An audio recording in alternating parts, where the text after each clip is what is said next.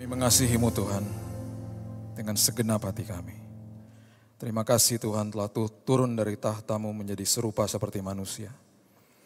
Dan Engkau membawa sebuah kabar yang luar biasa bagi kami dan sebuah kenyataan hidup yang luar biasa bagi kami. Engkau datang, Engkau mati bagi kami sehingga masa depan kami penuh pengharapan. Kami tidak mau menyia-nyiakan Tuhan, khususnya momen Natal seperti saat ini.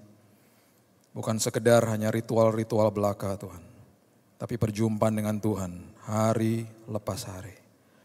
Dan kami mengucap syukur dan kami percaya bahwa apapun yang kami lakukan di dalam rancangan Tuhan pasti berhasil, pasti luar biasa. Kami mau tertanam di dalam Tuhan. Dan oleh sebab itu Tuhan, sampai kapanpun firman-Mu menjadi pedoman dan pelita bagi langkah-langkah hidup kami. Kebenaran-Mu menguasai kehidupan kami. Kami sambut firman kehidupan Tuhan. Firman yang selalu membebaskan kami. Firman yang kami hormati. Hanya di dalam satu nama, Yesus Kristus Juru Selamat yang agung. Kami berdoa dan mengucap syukur. Kita sama-sama katakan, amin. Haleluya. Silakan duduk. Shalom. Saya senang kalau udah bulan Desember. Khususnya bulan ini makin sedikit emosional karena tahun lalu saya pertama kali didiagnosa sakit tahun lalu. Lihat pohon Natal saya harus tahan-tahan emosi untuk seringkali mau nangis. Sungguh luar biasa perjumpaan dengan Tuhan. Kalau saudara ingat khotbah saya tahun lalu sebelum saya sakit, saya sudah sakit sebenarnya khotbah di sini. Saya membahas tentang orang Majus dan orang Majus hidupnya diubahkan Tuhan. Orang Majus dari timur datang dengan apapun yang mereka alami pada saat itu, mereka mengalami sebuah perjumpaan sama Tuhan. Nilai hidup mereka selalu serba harta, kemewahan, kepandaian dan lain sebagainya. Dan akhirnya ketika mereka berjumpa dengan Kristus, kehidupan mereka diubahkan total sama Tuhan. Jadikan momen Natal ini sebuah perubahan bagi saudara. Bukan sekedar hanya ritual-ritual, tapi betul-betul perjumpaan dengan Tuhan untuk seterusnya saudara hidup. Melibatkan Tuhan di semua aspek hidup saudara. Saya udah pernah katakan kalau hati kita gak berkobar-kobar baca firman, ada yang salah sama kita. Tulisan firman itu luar biasa, saya tidak pernah puas-puas baca firman. Selalu nagih dan nagih dan nagih. Justru karena itu saya diberikan kepuasan. Karena Yesus sendiri mengatakan air hidup itu adalah satu-satunya yang bisa memberikan engkau kepuasan. Jadi setiap hari saturasi hidup saudara dengan firman Tuhan. Sayangi, cintai firman Tuhan. Karena ketika saudara terus renungkan dan renungkan dan renungkan, itu karena sesuatu yang hidup. Ada apapun di depan saudara itu pewahyuan akan keluar dengan sendirinya. Saudara akan betul-betul nanti merasakan apa yang saya katakan sekarang ini. Nanti saudara bisa rasakan sendiri. Ketika berhadapan dengan kesulitan, apapun ada hikmat yang keluar. Roh Kudus akan makin gampang bicara sama saudara. Ketika kebenaran itu merasuki hidup saudara. Karena nilai-nilainya dan perkataan-perkataan Yesus itu makin tertanam di dalam sini. Jadi tinggal dikutip sama dia. Ini loh firmanku, ini loh firmanku. Karena sudah dibaca terus, direnungkan siang dan malam. Udah merasuki hidup saudara. Jadi akhirnya suara Tuhan makin mudah. Banyak orang tanya sama saya, gimana Pak dengar suara Tuhan? Ada cara-caranya enggak? Baca banyak firman aja setiap hari. Nanti ketika menghadapi masalah kehidupan, apapun itu akan keluarnya lebih gampang. Karena sudah tertanam, tanpa kita sadari tertanam. Tinggal dikorek-korek dikit sama Roh Kudus sudah jadi pewahyuan yang luar biasa. Karena hidup, firman itu hidup. Ya. Lukas pasal yang kedua, ayat yang ke-10 mengatakan begini. Lukas pasal yang kedua, ayat yang ke-10. Lalu kata malaikat itu kepada mereka, ya, ini departemen penerangan surga, dipimpin sama Gabriel, dikirim ke muka bumi. Biasanya kalau departemen ini dikirim ke muka bumi dengan cahaya sinar yang luar biasa, manusia selalu ketakutan dan selalu nih SOP-nya mereka lah, selalu bilang gini, jangan takut, baru ada kabar baik setelah itu. Sebab sesungguhnya aku memberitakan kepadamu, perhatikan kalimat ini, kesukaan besar. Kesukaan besar untuk siapa? Seluruh bangsa. Seluruh dunia. Hari ini telah lahir bagimu, ayat 11, juru selamat yaitu Kristus Tuhan di kota Daud. Masalahnya, kenapa kok sampai hari ini kesukaan besar ini banyak ditolak sama orang? Kok sampai hari ini kesukaan besar ini gak jadi jawaban bagi banyak orang? Bahkan untuk orang Kristen yang menyebut Kristen pun banyak yang tinggalin Yesus juga. Banyak yang kecewa juga. Usut punya usut. Ternyata banyak kekristenan tidak menggambarkan Kristus. Banyak kekristenan tidak menggambarkan Yesus. Makanya Mahatma Gandhi, dia katakan begini, satu-satunya alasan kenapa saya tidak menjadi pengikut Kristus itu karena kekristenan. Ironis.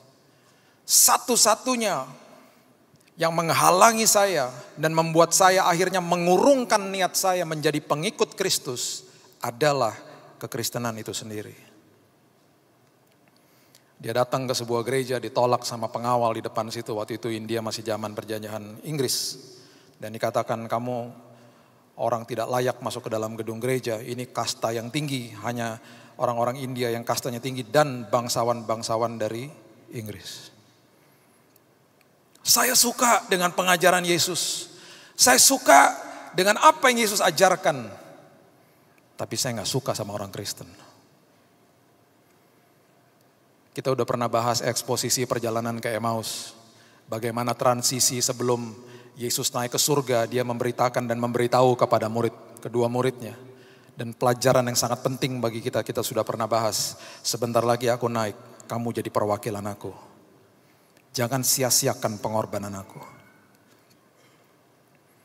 Makanya kenapa kehidupan ini, hidup kita ini harus, saya ulang ya, harus ada buahnya. Kalau nggak ada buahnya, orang nggak akan bisa lihat Yesus. Dan akhirnya kita berpikir, buah-buah. Saya nggak suka khotbah-khotbah kayak begitu. Sesuatu yang nggak bisa terlihat, Pak. Seringkali manusia mengejar memang hal-hal yang terlihat, materi, jabatan, status untuk diperlihatkan kepada orang lain. Pengajaran-pengajaran tentang damai sejahtera, sukacita, iman, kekudusan, karakter ilahi kurang populer. Padahal itu yang menyelamatkan manusia. Padahal itu yang membebaskan manusia.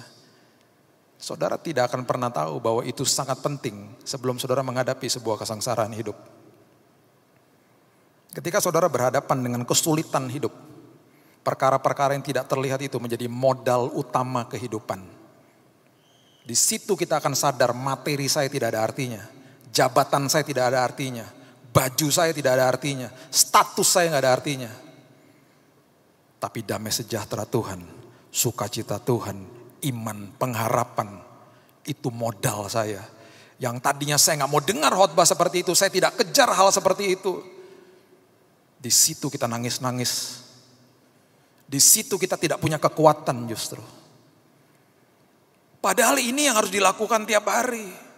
Mengejar hal-hal yang seperti ini. Karena apa? Ada nilai kekekalan di dalamnya.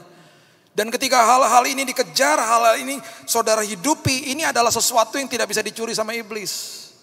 Karena diberikan sama kerajaan surga, diletakkan di dalam rohnya manusia. Tidak bisa dicuri sama dunia.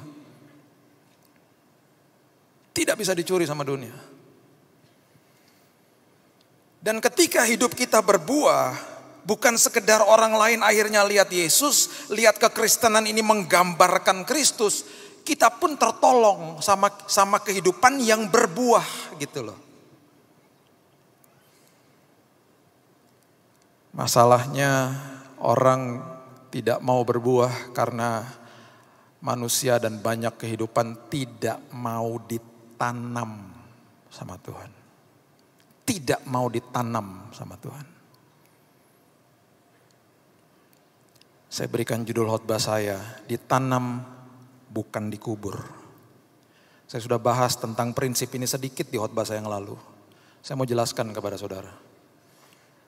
Yesus hadir, dia hidupnya akhirnya ditanam, bangkit di hari yang ketiga.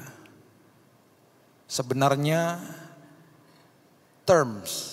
kata yang lebih tepat, dia adalah Tuhan yang diplanted, yang ditanam bukan dikubur. Dikubur jadi busuk, ditanam keluar pucuk dan berbuah. Yesus gak pernah jadi busuk. Makanya semua yang dia hidupi, semua yang saya pernah ajarkan di sini yang Yesus menjawab kebutuhan bukan keinginan, itu semua kehidupan dia yang dia jalankan setiap hari. Kalau itu kita teladani, bebas kita. Makanya tuh dalam arti daripada firman yang mengatakan kebenaran memerdekakan hidupku, itu dalam artinya. Dan seringkali kebenaran itu adalah hal-hal yang tidak terlihat. Nah, kalau kita bicara soal ditanam, itu pasti bicara soal biji dan benih.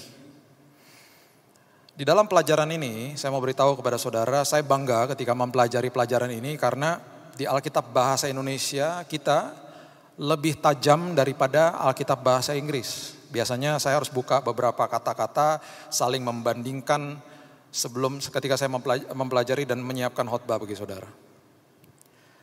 Kata biji dan benih itu di Alkitab Bahasa Indonesia kita lebih tajam, dibedakan.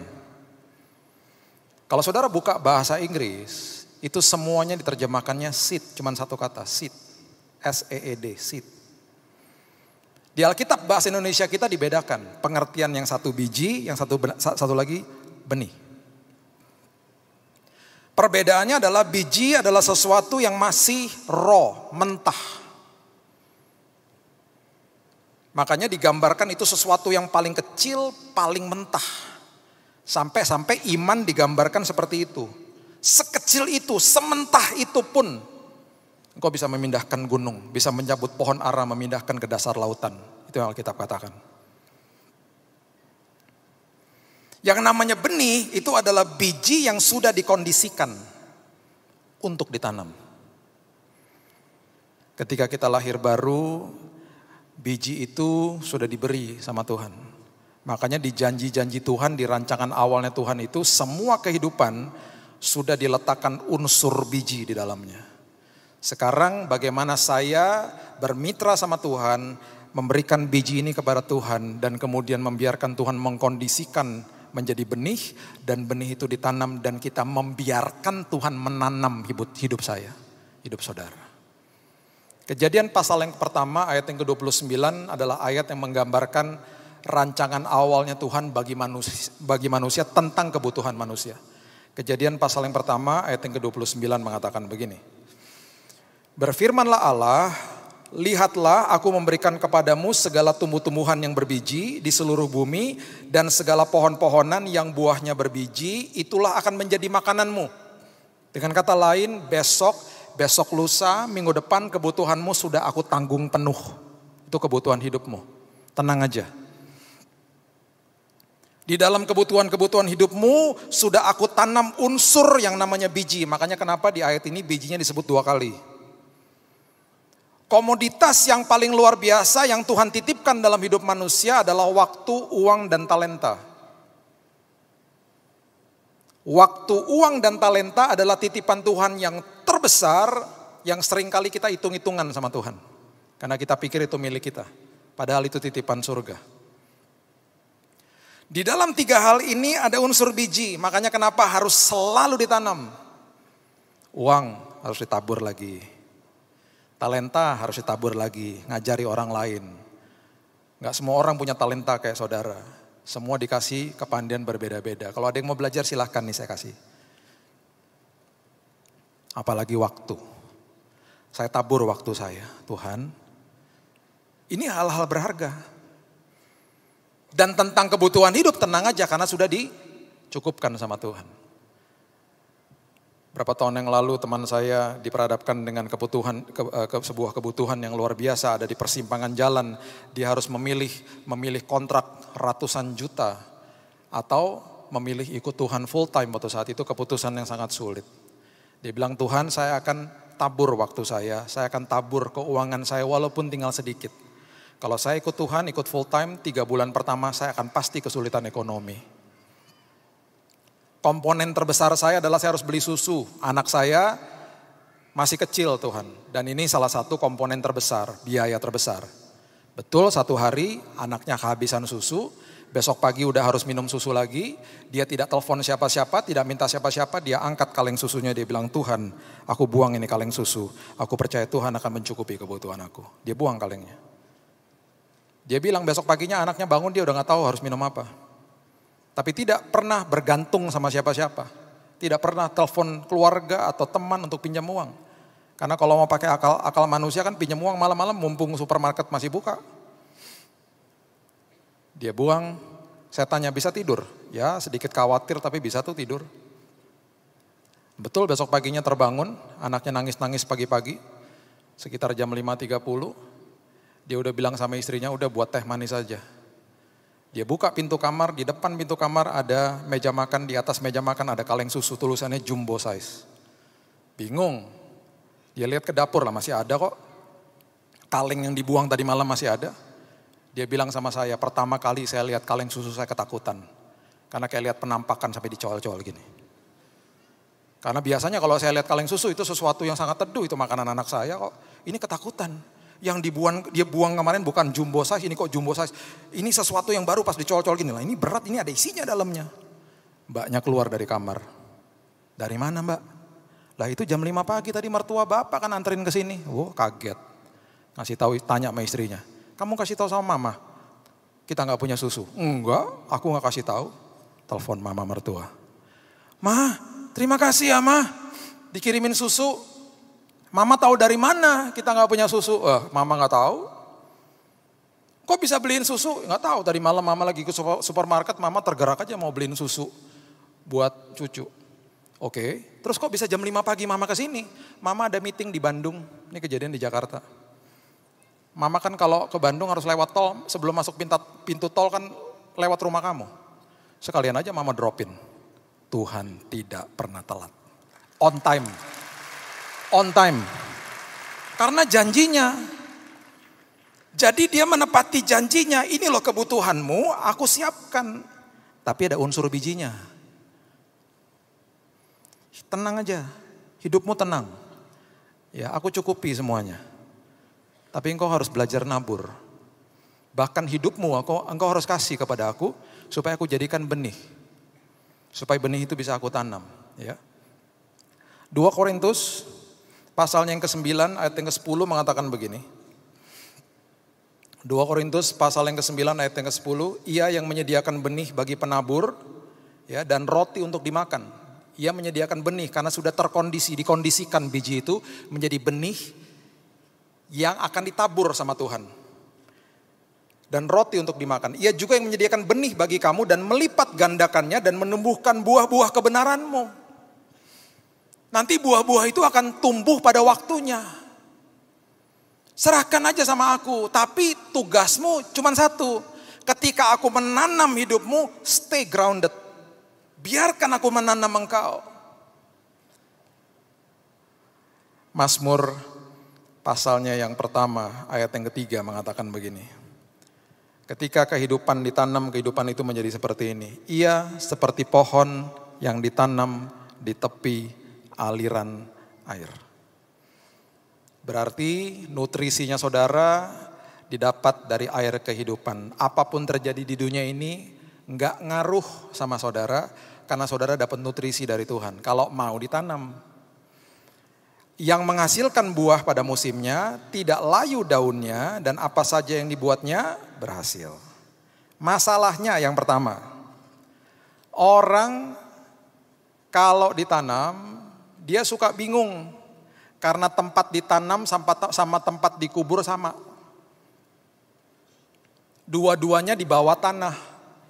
Dua-duanya gelap. Dua-duanya berantakan, dua-duanya merasa sendiri. Tapi yang satu akan jadi busuk, yang satunya akan keluar pucuk. Dan akan berbuah. Dan daunnya tidak akan layu, apapun yang dibuatnya berhasil di dalam Tuhan. Seringkali banyak orang gak sabar di dalam itu. Karena banyak orang katakan begini, I am underpaid. Saya di bawah UMR misalnya ngomong gitu. Lagi di bawah nih, posisi di bawah. Saya di bawah tekanan Pak. Wah. I'm under pressure. Saya di bawah stres. Saya loh Pak di bawah rata-rata Pak. Orang-orang lebih pandai dari saya. I'm undervalued, saya tidak dihargai. Timbul kata-kata seperti itu. Aku di bawah, aku di bawah, aku di bawah. Aku di bawah tekanan, aku di bawah rata-rata, aku di bawah gaji UMR misalnya. Aku di bawah macam-macam. I'm under. Kita gak sadar, kita lagi ditanam sama Tuhan. Kita gak sadar justru ketika kita sedang dalam keadaan seperti begitu. Harusnya kita tidak kehilangan pengharapan. Karena kita tahu akarnya lagi dibangun di bawah situ. Memang gelap, memang gak enak, memang rasanya sendirian. Dan Tuhan tidak mau menumbuhkan cepat-cepat. Karena akarnya belum merambah, belum kuat. Saudara kalau lihat satu pucuk keluar dari tanah keluar, itu biasanya akarnya udah kemana-mana, gak kelihatan. Dan Tuhan akan tumbuhkan perlahan-lahan, dan ketika tumbuhnya perlahan-lahan orang masih mencibir kita, ya masih kecil, usahamu masih kecil dibanding aku. Pengetahuanmu masih cetek kok gitu. Oh dikata-katai, dicemooh dan lain sebagainya. Gak apa-apa karena aku sedang ditanam, aku berdiam diri aja. Dan itu bagus bagi kita. Biarkan itu terjadi karena apa? Akarnya makin banyak dan makin berkembang ke kanan, ke kiri, ke belakang, ke depan. Semuanya mengakar di dalam. Itu yang Tuhan mau. Kalau dia cepat-cepat tumbuhkan saudara akan dieksploitasi sama dunia. Saudara akan dipermainkan, diombang-ambing.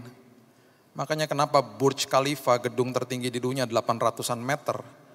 Ketika digali ke bawah, itu lebih dari 50 meter fondasinya.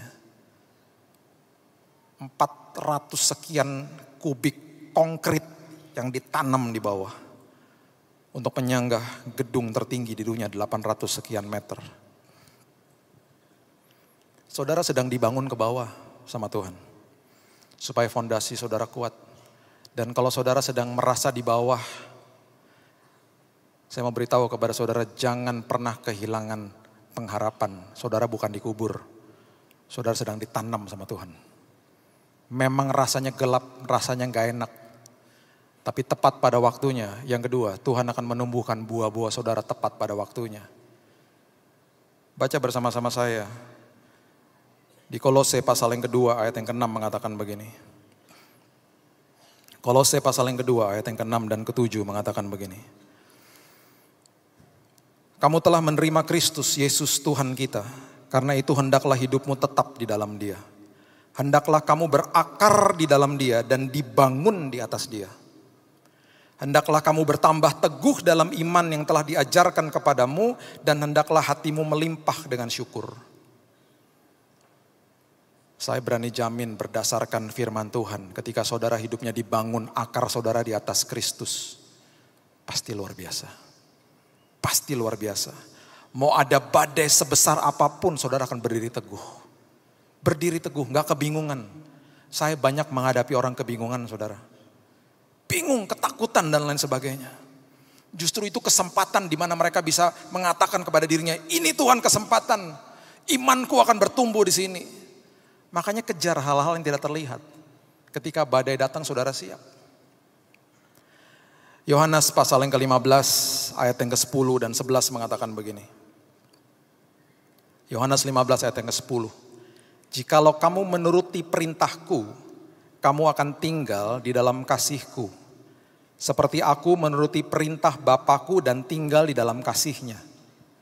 Semuanya itu kukatakan kepadamu supaya sukacitaku ada di dalam kamu dan sukacitamu menjadi penuh. Ini Paulus menulis ini gak sembarangan. Ya. Paulus menulis di Galatia maksud saya. Di Yohanes ini sudah ditulis. Dan di Galatia 5 ayat 22 buah roh itu berkesinambungan dengan ini. Buah roh kalau saudara pelajari 3 pertama itu kasih, sukacita, damai sejahtera. Dan sistematis teologi kita memang luar biasa, saling menyambung. Berbeda penulis tapi semuanya nyambung. Yohanes mengatakan kalau engkau tinggal di dalam kasihku, engkau akan ada sukacita. Dan sukacitamu menjadi penuh. Sukacita itu letaknya di roh, tidak bisa diusik dan tidak bisa dicuri sama iblis. Yang ada di emosi saudara yang seringkali kita salah artikan itu kesenangan.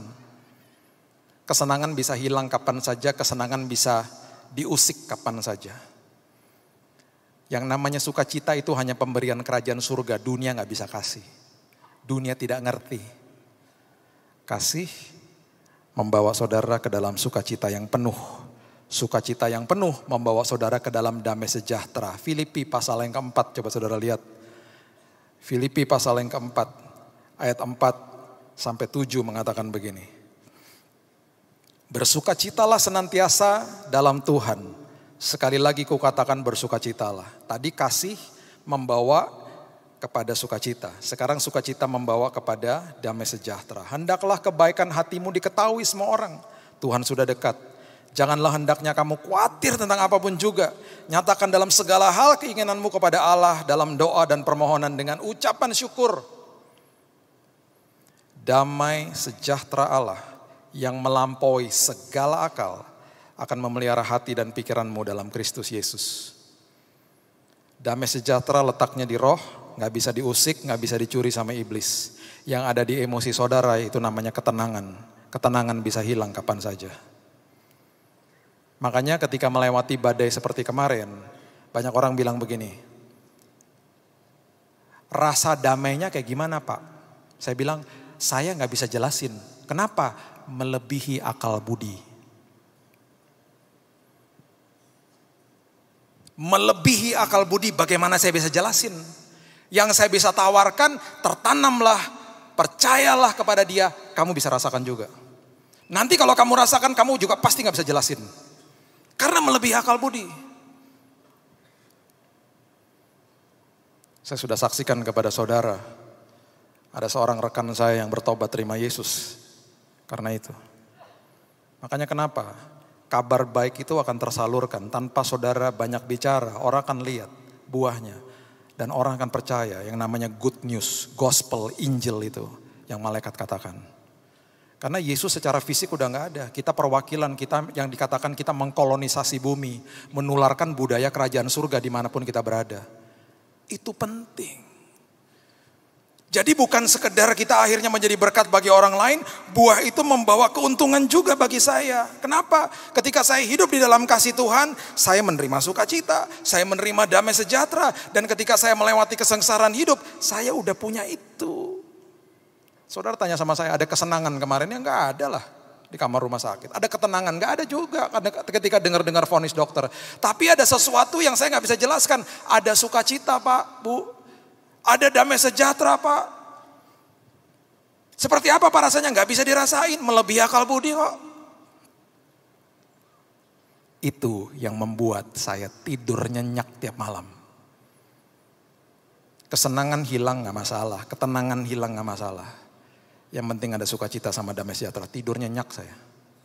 Tiap malam. Makanya Kisah Rasul 12, saya mengaminkan peristiwa ini. Kisah Rasul 12 ayat 6 sampai 7 mengatakan begini. Petrus diperhadapkan dengan kematian. Keesokan hari dia akan diperhadapkan dengan orang banyak dan ada kemungkinan dipenggal juga kepalanya. Karena teman rekannya baru aja dipenggal kepalanya. Dan dia ada kemungkinan besar dipenggal kepalanya, dimasukin dalam penjara. Perhatikan ayat yang ke-6. Pada malam sebelum Herodes hendak menghadapkannya kepada orang banyak, Petrus tidur di antara 2 orang prajurit, terbelenggu dengan 2 rantai. Selain itu prajurit-prajurit pengawal sedang berkawal di muka pintu. Tiba-tiba berdirilah seorang malaikat Tuhan dekat Petrus dan cahaya bersinar dalam ruangan itu. Tadi kita udah baca ya di awal, kalau malaikat datang sinarnya bercahaya, manusia ketakutan biasanya. Sampai-sampai mungkin malaikat udah capek kali ya. Di departemen penerangan kalau Gabriel mengirimkan anak buahnya, itu pasti udah rolling eyes. Ketika dia begini, manusia ketakutan. Aduh, takut lagi. Jangan takut, capek deh. Mungkin malaikat itu ngomongnya kayak begitu. Itu udah SOP tuh, jangan takut. Terus dia menjelaskan, saya malaikat dari surga. Dia menjelaskan siapa dia, baru kasih kabar. Ini pertama kali dalam sejarah kemalaikatan, perserikatan kemalaikatan, pertama kali didokumentasikan di Alkitab, malaikat datang bersinar di dalam ruangan itu, manusianya gak bergeming, manusianya gak bangun. Karena apa? Alkitab mencatat begini. Malaikat itu menepuk Petrus untuk membangunkannya. Katanya bangunlah segera, maka gugurlah rantai itu dari tangan Petrus. Berarti Petrus tidur nyenyak. Mungkin diketawain kali malaikatnya sama teman-temannya. Ya kurang sakti, manusianya gak bangun. Diam loh. Mungkin gitu kali ya. Saya kalau ceritain sama anak saya begitu soalnya.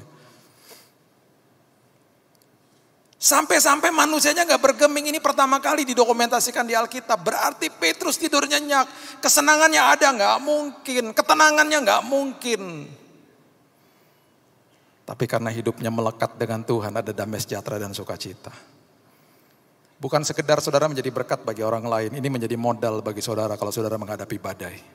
Makanya damai yang Tuhan janjikan dalam hidup saudara adalah damai selagi ada badai. Yang dunia janjikan adalah damai setelah badai. Makanya Alkitab mendokumentasikan damai yang melebihi akal budi, gak bisa dipikirkan. Ketika saudara ditanam dan mau ditanam sama Tuhan, kapanpun, dimanapun, menghadapi apapun, saya menjamin berdasarkan kebenaran firman Tuhan, malam tidur nyenyak saudara. Tidur nyenyak. Gak akan ada stres. There is no condemnation. Tidak ada penghukuman, penghakiman. Tidak ada khawatir, takut, dan stres. Walaupun ketenangan, kesenangan gak ada, sukacita, damai sejahtera melingkupi hidupku. Yang berikutnya, Mazmur mengatakan, daunnya tidak akan layu. Daunnya tidak akan layu. Setelah berbuah, daunnya tidak akan layu. Ketika musim gugur, pohon itu melepaskan daun-daun karena dia menyimpan nutrisi untuk musim dingin. Stop nutrisinya. Daun mulai berguguran, makanya dinamakan fall season, musim gugur, berantakan di mana-mana. Dilepas. Karena nutrisinya disimpan untuk winter, untuk musim dingin. Nanti setelah melewati musim dingin, dia kuat. Adalah musim semi di mana dia menyalurkan kembali nutrisinya dan daunnya bertumbuh kembali. Bagi sebuah kehidupan ketika ditanam di sebelah air kehidupan, semangat saudara tidak akan pernah layu. Saudara akan terus berdaun dan hidupmu akan terus konsisten musim demi musim, musim demi musim. Itu janji firman Tuhan. Kok bisa semangat Pak? Kok bisa konsisten? Karena tertanam. Yuk saudara, di Natal ini, kabar keselamatan ini, kabar baik ini harus tersiar di mana-mana. Kalau hidup kita tidak berbuah, kita tidak akan bisa memberitakan kepada dunia bahwa ini kabar baik bagi seluruh bangsa. Seluruh bangsa. Ketika saudara berbuah, daun saudara tidak pernah layu. Orang akan berdatangan. Bukan sekedar saudara diuntungkan. Banyak orang akan percaya sama Yesus. Saya sedang melayani 9 orang yang baru terima Yesus di rumah saya. Natal ini adalah Natal pertamanya mereka. Saya excitednya luar biasa. Minggu depan mereka akan datang ke rumah, tanggal 25 maksud saya, mereka akan datang ke rumah semuanya. Dan kami akan merayakan Natal bersama-sama, ini Natal pertama mereka. Merinding saya. Mereka mulai tertanam di komsel di rumah saya semenjak Agustus kemarin. Perkara-perkara besar terjadi. Baru terima Yesus dikasih karunia nubuatan. Baru terima Yesus dikasih bahasa roh. Kagum saya sama pekerjaan Tuhan. Tuhan itu luar biasa dan dahsyat. Makanya hidup di dalam kasih-Nya. Kejar perkara-perkara yang tidak terlihat. Kehidupan kita makin berkualitas di dalam Tuhan. Dan pada akhirnya Mazmur mengatakan apapun yang diperbuatnya berhasil. Jangan pernah uproot yourself. Jangan pernah mencabut dirimu dari proses itu. Banyak orang gak tahan. Dia mencabut dirinya dari proses itu dan memindahkan sendiri ke tempat yang lain. Gak enak di sini, cari tempat yang lebih enak aja. Kalau saya gak mau ditanam di sini. Makanya banyak orang pindah-pindah gereja. Di semua tempat pasti ada masalah. Bahkan ada orang pindah-pindah keluarga malahan. Cerai sana cerai sini. Gak mau tertanam. Gak mau tertanam.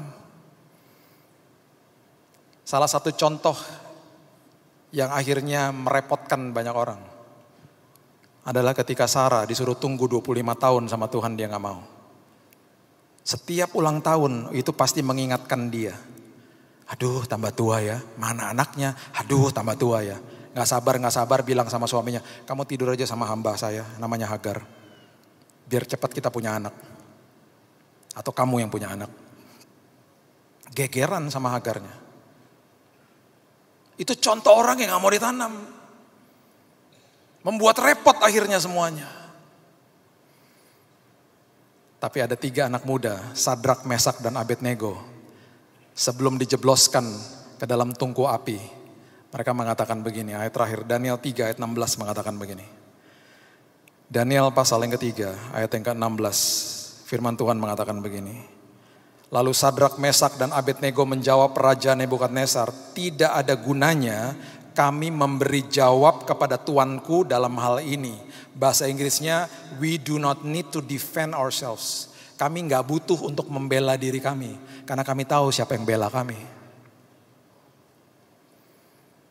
Saya gak pernah lupa interview teman-teman atau satu tim daripada Michael Jordan waktu mereka main basket tahun 80-an, 90-an. Mereka katakan begini, saya gak takut. Kadang-kadang tim kita udah jauh tertinggal sama tim lain. Karena saya tahu ada Michael Jordan di dalam tim saya. 90% biasanya kita selalu menang. Karena dia selalu yang bail us out. Dia selalu yang menolong kita di menit-menit terakhir.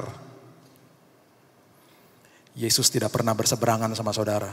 Dia ada di pihak saudara, dia berperang bagi saudara. Di ujung daripada cerita itu, raja yang menjebloskan ke dalam tungku api adalah raja yang sama yang mengeluarkan mereka dari tungku api. Selagi api itu sedang bernyala. Dan Alkitab mencatat tidak ada bau hangus sedikit pun. 2 minggu lalu ada orang tanya sama saya. Lah sakit, saya baru dengar kesaksiannya sakit. Kok gak kelihatan bekas sakit? Saya ingat sama ayat ini. Mau ditanam Pak, kalau mau ditanam gak ada bekasnya nanti. Justru yang keluar adalah kemuliaan Tuhan, bukan kehebatan kita. Saya tutup dengan cerita ini. Minggu lalu ada rekan saya dan istri saya datang ke rumah. Dia bilang begini, bisnis saya kolaps. Saya habis-habisan. Saya mau beritahu ini kepada saudara supaya saudara belajar. Saya juga belajar, ya. Kita sama-sama belajar. Orang ini ada dalam titik penghabisan terakhir. Makanya banyak jemaat tanya begini, Pak gimana Pak? Besok udah deadline Pak. Pak gimana Pak? Bingung Pak. Saya selalu bilang gini, bagus. Saya udah gak tahu lagi mesti ngapain, bagus. Kok bagus Pak? Ya bagus. Kalau kamu bilang kamu gak tahu lagi harus ngapain itu bagus. Tuhan paling suka kayak begitu. Selama kamu masih bilang aku bisa, Tuhan gak akan coba campur tangan. Dia bilang, kamu tahu gak? Bisnis saya udah kolaps. Dan saya tinggal punya mobil satu, mobil niaga, mobil pickup. 2 bulan cicilan terakhir saya udah gak bisa bayar. Debt collector datang ke rumah. Debt collectornya marah-marah. Dia bilang gini, Mas mau ngamuk-ngamuk, mau marah-marah sampai kapanpun gak akan menambah uang di rekening saya. Ini loh Mas, tetap 0. Udahlah Mas, gak usah marah-marah. Saya kalau ada uang juga saya bayar. Nih lihat aja. Bangkrut usaha saya.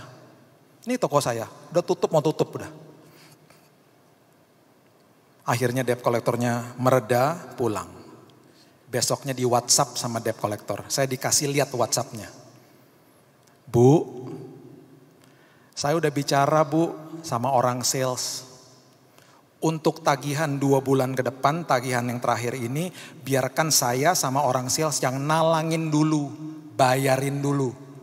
Nanti kalau ibu ada uangnya, ibu nyicil aja ke saya. Mana ada debt collector yang bayarin. Kalau nggak debt collector dikuasai sama roh Tuhan, nggak mungkin. Nggak mungkin. Kok bisa dalam satu hari ada pernyataan itu? Makanya ya, kalau udah di titik-titik terakhir itu paling nikmat udah. Biarin aja. Tuhan, aku sudah lakukan apa yang aku bisa. Aku cuman punya dengkul sama air mata. That's it. Tapi dengkul dan air mata ketika bermitra sama Tuhan jadi perkara besar. Sederhana kok. Di saat aku udah gak bisa apa-apa, Tuhan akan berkarya. Dan selalu jawaban Tuhan tepat waktu. Selalu begitu.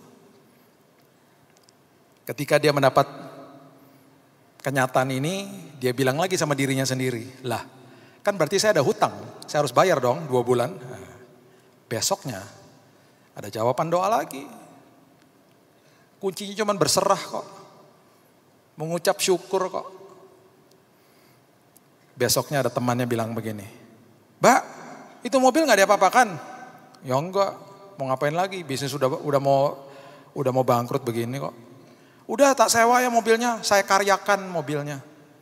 Oh ya boleh, saya kasih DP dulu ya. Habis itu nanti bulan ketiga, saya mulai nyicil sama kamu. Setiap bulan saya kasih uang terus, pokoknya uang sewanya gitu. DP-nya ketika dikasih persis untuk bayar debt collector sama orang salesnya untuk pembayaran 2 bulan. Mobilnya lunas, langsung lunas.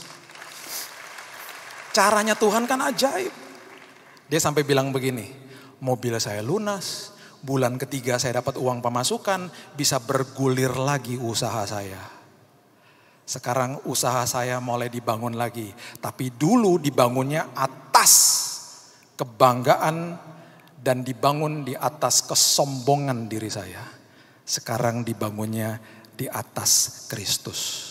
Dibangunnya di atas pengharapan yang benar dan pasti akan tumbuh menjadi luar biasa.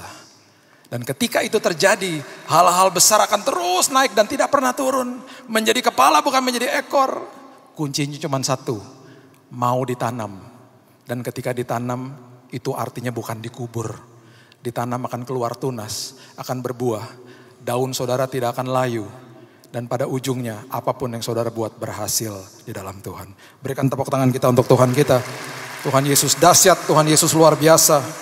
Terima kasih Tuhan, kami mengucap syukur buat sore hari ini. Berterima kasih buat firman Tuhan.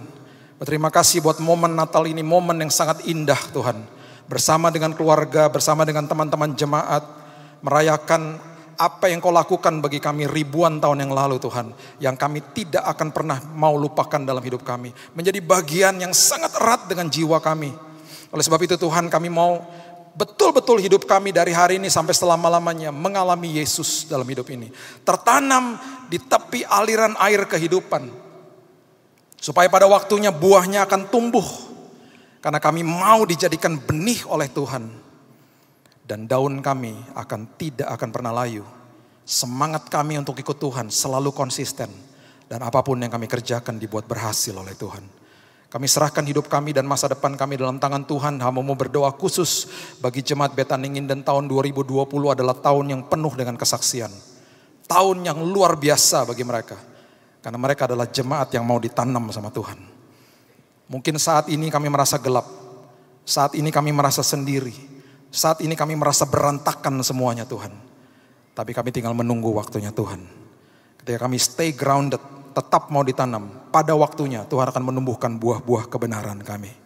Meteraikan firman ini Tuhan. Dan kami akan menjadi pelaku-pelaku firman yang luar biasa. Di dalam satu nama, Yesus Kristus Juru Selamat yang agung, kami berdoa dan mengucap syukur. Kita sama-sama katakan, amin.